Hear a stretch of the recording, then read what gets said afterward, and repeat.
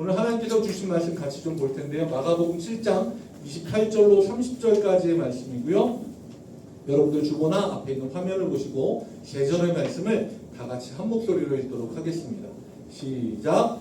여자가 대답하여 이르되 주여 올소이다마는 산 아래 개들도 아이들이 먹던 부스러기를 먹나이다. 예수께서 이르시되 이 말을 하였으니 돌아가라. 귀신이 내 딸에게서 나갔느니라 하시되 여자가 집에 돌아가 본즉 아이가 침상에 누웠고 귀신이 나갔더라. 아멘.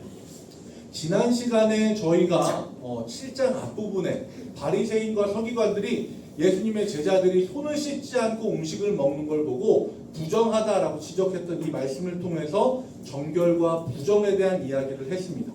예수님은 손을 씻었나 안 씻었나를 보시는 게 아니라 그 손으로 무엇을 쥐고 있는가를 보셨다라고 하는 말씀을 같이 나눴고요. 그리고 정결함의 마음이 어디를 향하고 있는가, 그리고 우리가 가지고 있는 신앙은 바깥에서 있는 어떤 부정한 것이 우리를 부정하지 못하게 막는 게 아니라 우리 속에서 나오는 더러운 흙탕물을, 그림 좀 보여주세요. 지난 시간 마지막에 나눴던 그림입니다.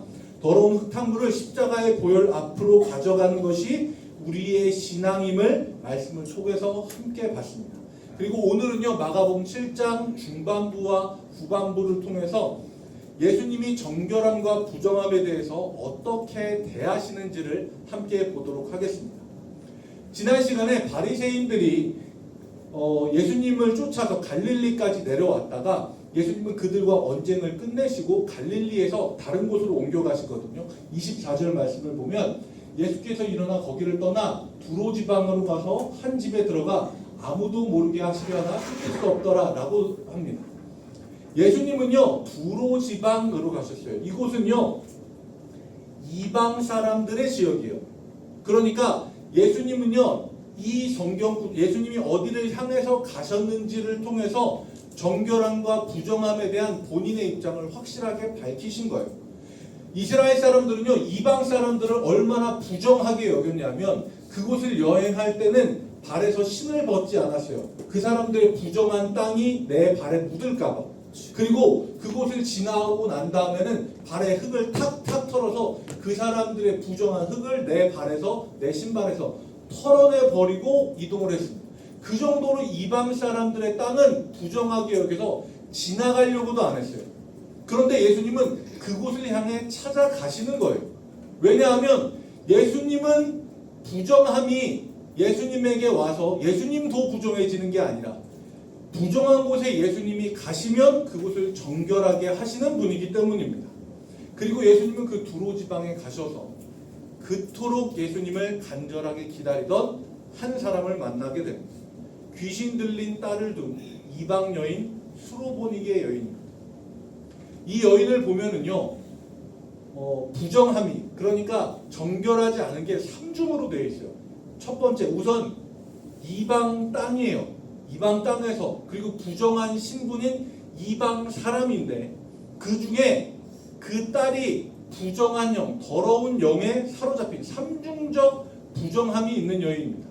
그래서 25절 말씀에 보면 이에 더러운 귀신이라고 되어 있는데 여기 이 더러운 귀신이라고 하는 표현은 푸뉴마 아카타트론이라고 하는 표현이에요.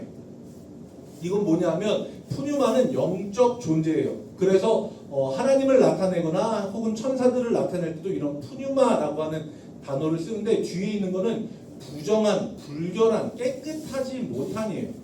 그러니까 예수님은 부정한 곳에 가서 부정한 사람의 여인의 딸이 부정한 귀신이 들린 것을 보신 거예요. 그 상황을 마주하신 겁니다.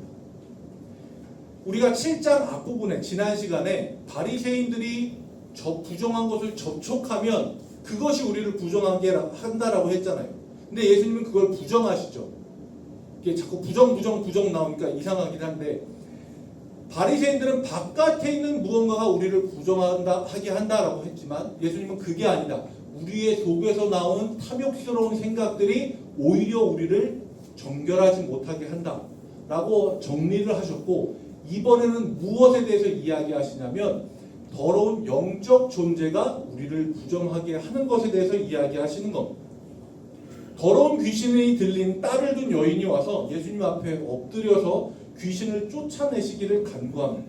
그리고 이후에 나오는 예수님의 답변과 행동은요, 우리가 다 아는 너무나 유명한 말과 행동이지만 아무리 생각해도 이해할 수 없는 그 말을 하세요. 27절 말씀인데요.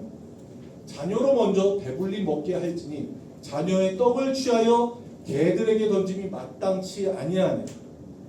제가 말씀을 준비하면서 여기에 뭔가 다른 해석이 있었으면 하는 마음이 있었어요. 왜냐하면 예수님이라고 하면 우리가 머릿속에 갖고 있는 이미지가 있잖아요. 이게 약간 단발, 약간 곱슬에 이렇게 쌍꺼풀 진한 눈썹에 이렇게 왠지 거룩한 옷을 입고 목소리도 에코 잔뜩 들어가가지고 사랑하는 자녀의 자녀 이렇게 하실 것 같은 그런 이미지가 있잖아요. 근데 예수님의 그런 이미지랑 이 말은 너무 안 어울리는 거예요. 자녀의 떡을 취해서 개들에게 던짐이 옳지 않다. 저는 여기에서 분명히 다른 해석이 있을 거야 라고 생각을 해서 제가 볼 수 있는 모든 자료들을 다 찾아봤어요.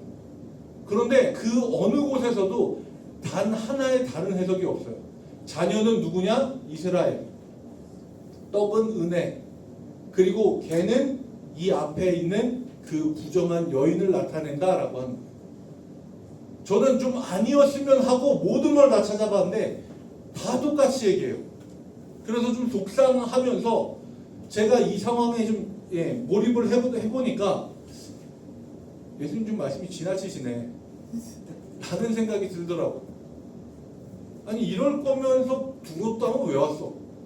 이런 생각도 들고 그러면서 혼자서 생각을 계속하는 거예요. 아니 예수님에게 도움을 초과하러 온 사람을 그냥 거절해도 굉장히 상처를 받을 텐데 이렇게까지 무시를 하면서 얘기를 하나? 그러면서 슬슬 속에서 화가 나더라고요. 아니 그러면 내가 아버지로 거기는 여인이었지만 내가 아버지고 내 아들 낳겠다고 왔는데 나한테 이런 얘기 들으면 내가 성질나서 당장 여기까지 생각을 했는데 못 일어나겠더라고요. 저는 생각의 순서를 이렇게 갖고 왔어요. 말씀 너무 심하게 하시네. 이럴 거면 두루 땅에 왜 왔어? 내가 무시받으러 왔나? 아니 내 아들 살리겠다고 왔는데 이런 대접을 하면 난 이 자리 참아야 되겠더라고요. 진짜로 참아야겠더라고요. 제가 이번 주에 너무너무 가슴 아픈 이야기를 실화탐사대에서 봤어요. 보면은요 저쪽 여러분들이 보시기 왼쪽 위에 있는 친구가 발달 장애가 있는 친구예요. 이제 검사를 해보니까 나이가 2살 아니면 3살 정도밖에 되지 않는 정신연령을 가지고 있어요. 근데 이 아버지는 가난 말기세요. 그래서 이 아버지가 부인은 어떻게 되는지 모르겠어요. 제가 자세히 안 봐서. 근데 이 아버지가 이 아들이 자기가 생명이 얼마 안 남았으니까 이 아들이 머물 수 있는 병원이 있는지 이 아들의 손을 잡고 계속 다니는 거예요. 그런데 아무도 받아주질 않아요. 이 아이가. 기본적인 의사소통도 안 되고 소리를 지르고 화가 나면 막 주먹 휘두르고. 그래서 이 아버지가 어떤 생각을 했냐면 왼쪽 아래 보면 저 말 보고 마음이 너무 그랬어요. 아무도 받아준 데가 없으면 제가 데리고 같이 가야죠. 근데 이걸 보는데 마음이 확 무너지는 거예요. 그러면서 이 아버지가 방송을 떠나서 그냥 얘기하더라고요. 이 같이 가야죠. 내가 내 아들보다 하루만 더 살았으면 좋겠어. 이런 얘기를 하시다가 이 얘기를 하세요. 근데 요새는 아들을 살리고 싶어요. 근데 너무 속이 상하는 거예요. 너무 속상하고 마음도 아프고 그러면서 그 수로보니게 여인이 아마 그 자리에서 막 흙을 쥐면서 부들부들 떨었을지도 모르겠다. 너무 모멸감이 심한데 참아야 되겠다라는 생각이 들더라고요. 나도 참아야겠다. 내가 만약에 그 위치였으면 나도 참을 수밖에 없겠다. 저는 제가 되게 이성적인 사람이라고 생각을 하거든요. 제가 이제 그 유명한 MBTI 검사를 하면 이성적인 걸 나타내는 T와 그 다음에 감정적인 걸 나타내는 F 수치가 있는데 F는 3 정도밖에 안 되고 T가 97 정도가 되는 굉장히 이성적인 사람이에요. 근데 그 앞에 만약에 내가 엎드려 있다라고 하면 자존심, 이성적인 생각 하나도 필요 없어요. 그냥 죽어도 난 이 사람한테 뭔가를 받아내야 되겠어요. 그래서 그 마음이요, 그 여인을 그 자리에서 버티게 만들고요, 이런 대답을 하게 합니다. 28절 말씀입니다. 주여 옳소이다. 네, 당신의 말이 맞아요. 나는 개입니다. 나는 개가 맞는데요, 상 안의 개들도 아이들이 먹던 부스러기라도 주워 먹지 않습니까? 그런 거라도 나한테 좀 달라고요. 근데 저는 앞에서부터 온갖 생각을 하면서 이 대답을 보는데, 이 이야기가 속에서 진짜 끌어넘쳐서 나오는 이야기더라고요. 나 진짜 이거라도 받아가야겠다. 부스러기라도 좋아. 나 이거 안 받아가면 나 못 돌아가요. 그 생각 하나밖에 없더라고요. 잠깐 이성적인 걸로 좀 돌아가세요. 네. 이때 당시에 아마 많은 분들이 아실 거예요. 그 전에도 제가 이제 뭐 설교하면서 이야기했지만, 이스라엘 사람들이 밥 먹는 식사 문화가 굉장히 건방지다라고 얘기했잖아요. 약간 옆으로 이렇게 길에 누워가지고 이렇게 음식을 먹고, 아니면 엎드려서 이렇게 막 빵을 주워 먹고, 이런 문화인데, 이쪽 헬라 지방, 그러니까 이방 문화가 들어와 있던 이쪽 두로 지방은요, 식탁 문화가 들어와 있었어요. 그래서 우리가 생각하는 약간 중세보다 조금 더 위쪽에 있는 좀 고대 시대에 가까운 그때 식사 문화 같은 것들이 이때 있어요. 그래서 중세 시대 영화나 이런 것도 보면 식사하기 전에 그릇에다가 손을 이렇게 해가지고 손 막 물을 툭툭툭 털고 막 그 손으로 이제 또 막 먹을 걸 먹고 막 이렇게 하는데, 여기서는 어떤 문화가 있었냐면, 우리가 그 식빵 보면 제일 끄트머리, 깡생이라고 전문용어로 이야기하는데 아실런지 모르겠는데, 끝에 딱딱한 빵이 있는 그쪽 있잖아요. 그 잘라낸 것들을 양념이 묻은 손을 닦아내는 용도로 썼어요. 그래서 이제 양념 같은 걸 빵에 이렇게 묻혀서 먹기도 하고 하다가 손에 묻으면 그거를 그 빵 끄트머리에다 이렇게 닦아내고, 그 빵을 식탁 밑으로 던지면 개가 와서 주워 먹는 거예요. 그 문화에서 익숙하니까 이 여인이 이런 얘기를 했겠다라고 생각할 수 있는 거예요. 이스라엘의 식탁 문화에서는 없어요. 거기는 식탁이라는 게 없어요. 죄다 바닥에서 죄다 누워서 밥을 주워 먹으니까요. 밥을 먹으니까요. 너무 누워서 먹는다는 걸 집중하다 보니까. 근데 어쨌든 이쪽 헬라 문화는 식탁이에요. 그래서 상 아래에 있는 개들이 그걸 주워 먹는다라고 하는 개념이 이 여인에게 있는 거예요. 자, 근데 아무리 그런 문화에 익숙하다고 해도, 상 아래에서 개들이 빵을 주워 먹는 그 문화 자체가 익숙하다고 해도요, 예수님이 하신 이야기는 다른 게 하나도 없어요. 이스라엘 백성은 자녀이고요, 그 땅에 있는 두로 사람들과 그 여인을 개로 표현한 거예요. 7장 앞부분에서 예수님이 열심히 정결과 부정에 대해서 이야기했는데, 그 예수님은 어디 가시고 이 여인을 향해서 개라고 말씀을 하고 계신 거예요. 저는 왜 이럴까? 왜 여기에서 한치도 벗어남이 없을까? 그래서 7장 전체를 다시 한번 쭉 살펴봤어요. 그런데 예수님의 제자들이 있더라고요. 17절 말씀을 보면, 우리를 떠나 집으로 들어가시니 제자들이 그 비유를 묻자온대 라고 이야기합니다. 그건 뭐냐면, 예수님이 정결함과 부정함에 대해서 이야기를 했는데, 그 앞에서는 차마 못 물어보고 이해를 못하고 있다가 뒤에 와서 물어보는 거예요. 그러니까 예수님의 제자들 중에서도 어떤 사람들은 그 전통이라고 하는 걸 지켜야 된다는 생각을 가지고 있는 거예요. 그게 뭐냐면 2절 말씀에 보면 제자 중 몇 사람이 부정한 손으로 떡 먹는 걸 봤어요.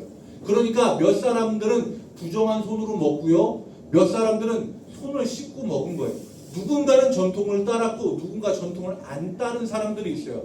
그 사람들은 예수님의 이야기가 이해가 안 돼서 물어보는 사람들이었고, 그 사람들은 그대로 두로 지방에 있는 이 땅까지 따라온 거예요. 예수님은 여전히 그 사람들이 자기 생각이 바뀌지 않는 걸 알고 계셨어요. 그래서 그 사람들에게 대해서 예수님이 이렇다 저렇다 얘기하시는 게 아니고, 이 여인의 입으로, 너희가 생각하기에 부정하다 싶은 이 여인의 입으로 어떤 말을 하는지 너희가 보라라고 예수님이 강하게 이 여인에게 얘기하시는 거예요. 개라고. 그리고 그 모습을 보고 이 몇몇의 제자들은 속으로 아 맞지, 예수님이 저렇게 얘기하시는 게 맞지라고 생각했을 수도 있어요. 그런데 이 여인의 대답이 그렇지 않잖아요. 주님의 말씀이 옳습니다. 저 개입니다. 인정을 하잖아요. 예수님은요, 여러분들이 이 말씀을 잘 보시면요, 그 여인에게서 그 말이 나오기를 기다렸다는 듯이 이야기하세요. 29절 말씀이에요. 예수께서 이르시되 이 말을 하였으니 돌아가라. 귀신이 내 딸에게서 나갔느니라 하십니다. 그러니까 예수님은 마치 그 여인에게서 그 이 말이 나오기를 기다렸다는 듯이 이야기하세요. 여인이 내가 이 말을 하였으니 돌아가라. 귀신이 내 딸에게서 나갔다. 하나님이 원하시는 말은요, 하나님이 원하시는 마음은요, 하나님 앞에 나와서 나 이렇게 정결하고요, 나 이렇게 하나님 말씀 다 잘 지켰고요, 내가 얼마나 깨끗한 사람인지 하나님이 보시면 아시지 않습니까? 자랑하는 사람, 그런 말을 원하시지 않아요. 시편 51편 17절 말씀이요, 하나님께서 구하시는 제사는 상한 심령이라. 하나님이여 상하고 통회하는 마음을 주께서 멸시하지 아니하시리이다. 아멘. 예수님은요, 이 여인의 입에서 이 상하고 아픈 마음, 그 말이 나오기를 기다리셨습니다.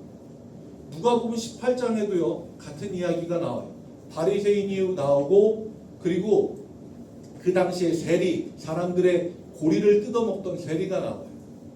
나와서 성전에 나와서 기도합니다. 바리새인은 앞자리에 와서 두 손을 들고 자랑스럽게 하나님께 기도하는지 사람들이 듣는지 알 수 없지만 목적이 불분명하게 기도해요. 하나님, 저는요 일주일에 금식도 하고요 11조도 드리고요 하나님의 말씀을 저는 하나도 어기지 않았습니다.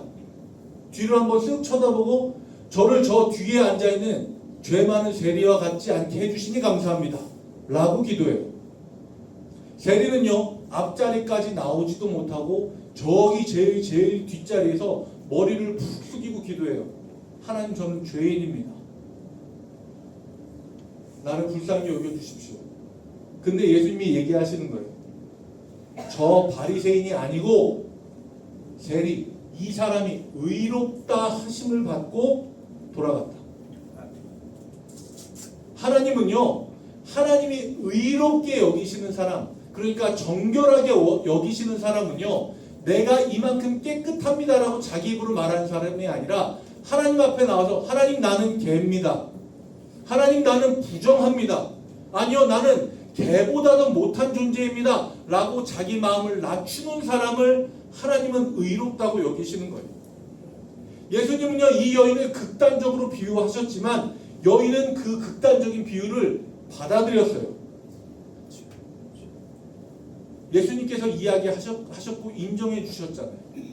그러니까 그 여인이 집에 돌아가서 보면 아이가 귀신이 떠나가고 침대에 누워 있었다라고 이야기합니다. 하나님이 인정하시는 의로움 앞에 더러운 귀신은 자리 잡고 있을 수 없던 거죠. 이제 7장의 마지막 부분을 보겠습니다. 31절입니다.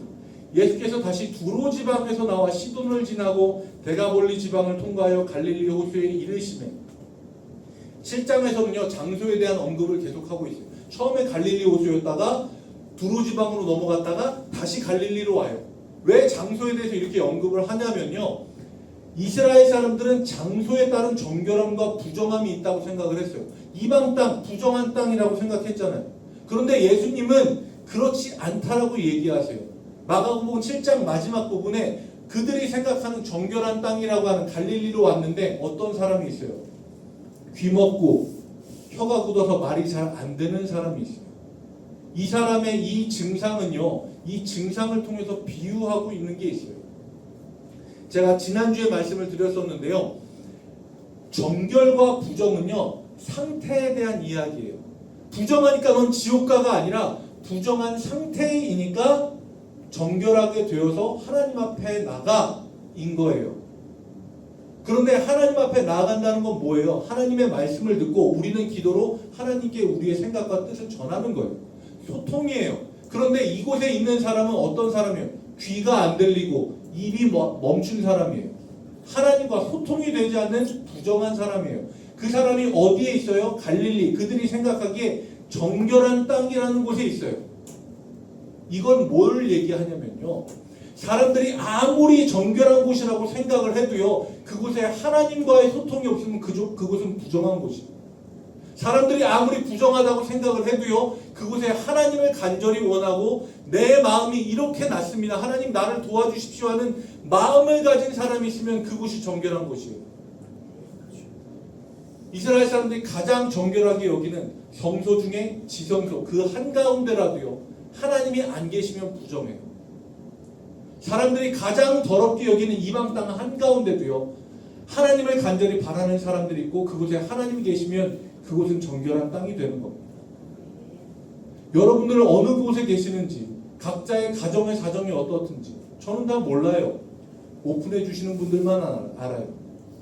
그런데요, 그것은 저의 판단도 아니고요, 여러분들의 마음이 하나님 우리 가정에 임해 주십시오, 제 마음이 가난합니다, 그러면 하나님은 그곳에 임하시는 것이고 여러분이 계신 곳이 정결한 땅이 되는 줄 믿습니다. 그곳에 한 사람을 예수님 앞에 데리고 나옵니다. 그 사람은 귀가 안 들리고 혀가 말을 잘 더듬는 자, 딱 이렇게 성경엔 더듬는 자라고 나와. 지금 제가 되게 더듬는 거예요. 네. 일부러 그랬어요. 저 말 잘해요. 말을 더듬는 자라고 했는데요, 이 사람을 그 사람이 자기 발로 나온 게 아니라 사람들이 데리고 왔어요. 이 사람을 예수님이 어떻게 대하실까요? 33절 말씀을 보면요, 세 가지로 대하세요. 예수께서 그 사람을 따로 데리고 무리를 떠나사 손가락을 그의 양 귀에 넣고 침을 뱉어 그의 혀에 손을 대시며. 저는 이 세 가지 행동이 굉장히 중요하다고 생각을 해요. 예수님의 세심함을 엿볼 수 있어요. 이 사람은 자기 발로 나오지 않았어요. 사람들이 데리고 왔어요. 왜요? 이 사람을 낫게 하는지 우리가 한번 보자라는 거예요. 근데 예수님은 이 사람의 안타까움과 회복이 다른 사람들의 구경거리가 되지 않기 원하셨어요. 그래서 그 사람을 데리고 무리에서 떠나셨어요, 따로. 그리고 여기에는 다양한 해석이 있지만 앞에서부터 본 저의 해석은요, 손가락을 그의 양 귀에 넣고, 이 사람이 들리지가 않잖아요. 그 사람의 눈높이에 맞춰서 설명하시는 거예요. 당신의 귀를 낫게 해주겠다고. 그 사람 혀에 손을 대는 거, 당신의 입을 낫게 해주겠다고. 그 사람에게 알려주시는 거예요. 예수님은요, 철저하게 그 한 사람을 보셨어요. 그 한 사람을 구경거리가 되지 않게 나와서 그 사람의 눈높이에 맞춰서 친절하게 설명을 해주세요. 그리고 나서 하신 말씀이 34절에 나오는 에바다라고 하는 것이고, 그 말은요, 열리라라고 하는 뜻이에요. 말 그대로 이 말은요, 신약 성경이 기록된 헬라어가 아니고 아람어여서 해설을 따로 붙여놓은 건데, 열리라라고 하는 뜻이 있어요. 여기 보면 원어의 발음에 최대한 가깝게 한글로 써놓은 말이 에바타예요. 그러니까 생각외로 발음이 세요. 에바다 하면은 애를 받으라는 거지, 이렇게 좀 약간 부드러운 느낌이 들잖아요. 근데 그게 아니라 생각외로 이 발음이나 느낌이 강해요. 에바타예요. 그러니까 발음도 강하고 의미도 강해요. 첫 번째는 열려라라고 하는 뜻이고요. 두 번째 뜻은 뭐냐면 시작이다라고 하는 뜻인데, 이 말은요, 그 당시에 전쟁할 때 장군이 제일 앞에서 자 이제 전쟁 시작이다 나가자라고 할 때 하는 말이에요. 저는요, 이게 두 가지 의미가 다 있다고 생각을 해요. 이 사람의 닫혀진 귀, 막혀진 입, 열리라고 하는 뜻이고요. 앞에서부터 나왔던 정결함과 부정함, 특별히 중반 이후에 나왔던 사람에게 와서 부정하게 하는 영을 향한 전쟁의 선포라고 저는 생각을 합니다. 그리고 예수님의 이 선포 이후에 그 사람은 모든 것들이 열려지고 풀어지는 역사가 일어났어요. 35절 말씀입니다. 그의 귀가 열리고 혀가 맺힌 것이 곧 풀려 말이 분명하여졌더라. 스스로 정결하다고 여겼던 바리새인들은요, 율법 때문에 귀가 막혀서 예수님이 하신 얘기를 못 들었어요. 그런데 부정한 땅, 이방 땅의 부정한 여인, 부정한 귀신이 들린 딸은요, 그리고 귀가 먹고 혀가 굳은 병자는요, 오히려 진정한 정결을 얻게 됐어요. 저는 이 말씀이 우리의 삶에 주는 굉장히 큰 메시지가 있다고 생각합니다. 내 힘으로 도저히 씻어낼 수 없는 것들이 있어요. 내 힘으로 해결할 수 없는 문제들이 있어요. 그런데 그런 게 있다면요, 우리는 주님 앞에 있는 이방 여인과 같이 주님, 저는 주님이 필요한, 하나님이 주시는 은혜가 필요한 사람입니다. 난 정결한 사람입니다가 아니고 나는 부정하기에 하나님의 은혜가 필요한 사람입니다 라고 고백해야 합니다. 아멘. 그러면요, 주님께서 우리의 삶 한가운데 오셔서 우리를 데리고 나가셔서 다친 귀, 막혀진 혀, 굳은 마음에 손을 대서 정결하게 해주시고요, 에빠타라고 이야기하고 열리라고 이야기하면서 우리의 삶의 한 자리에서, 한 가운데에서 부정하게 만드는 모든 영들과 싸워주시고 정결함의 승리를 이끌어 주시리라 믿습니다. 아멘. 에빠타는 전쟁의 선언이자 동시에 승리의 선언이에요. 예수님이 선언하시자마자 그 사람의 모든 것들이 풀려졌어요. 아멘. 이 전쟁의 선포이자 승리의 선포가 저와 여러분들의 심령, 가정, 그리고 우리의 장자 1교회 가운데 폭포수처럼 쏟아지기를 주님의 이름으로 간절히 축원합니다. 아멘. 우리 시간 같이 찬양하고 각각 기도하겠습니다.